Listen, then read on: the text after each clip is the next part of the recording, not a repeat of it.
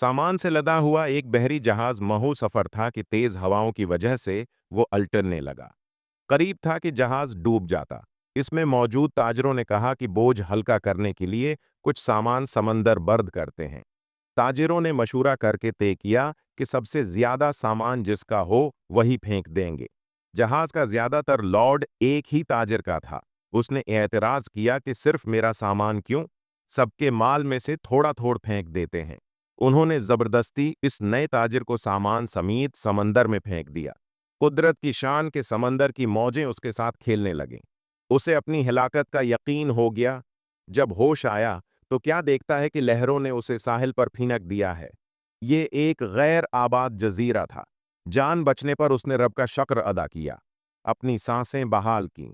वहां पड़ी लकड़ियों को जमा करके सर छुपाने के लिए एक झोंपड़ी सी बनाई। अगले रोज उसे कुछ खरगोश भी नजर आए। उनका शिकार करके गुजर बसर करता रहा। एक दिन ऐसा हुआ कि वो खाना पका रहा था कि उसकी झोंपड़ी को आग लग गई। उसने बहुत कोशिश की मगर आग पर काबू ना पा सका। उसने जोर से पुकारना शुरू किया, तो ने मुझे समंदर में फेंक दिया। मेरा सारा सामान गरक हो गया। अब यही झोंपड़ी थी मेरी कुल कायनात, उसे भी जलाकर राख कर दिया। अब मैं क्या करूं? ये शकवा करके वो खाली पेट सो गया। सुबह जागा तो अजीब मंजर था। देखा कि एक किश्ती साहिल पर लगी है और मिलाह उसे लेने आए हैं।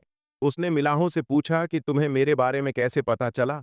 उन्होंने जो जवाब दिया उससे ताजिर हैरान रह गया।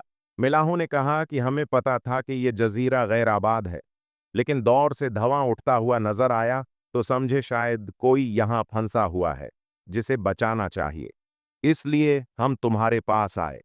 फिर ताजिर ने अपने पूरा किस्सा सुनाया तो मिलाहों ने यह कहकर उसे मजीद हैरान कर दिया कि जिस जहाज से तुम्हें समंदर में फेंका गया वो आगे जाकर गरक हो गया।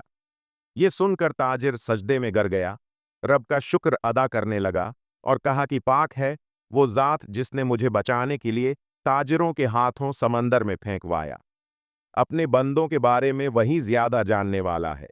हालात जितने भी सख्त हो जाएं, अल्लाह की रहमत से मायूस ना हूं। हर हाल में अपने रब पर भरोसा रखिए।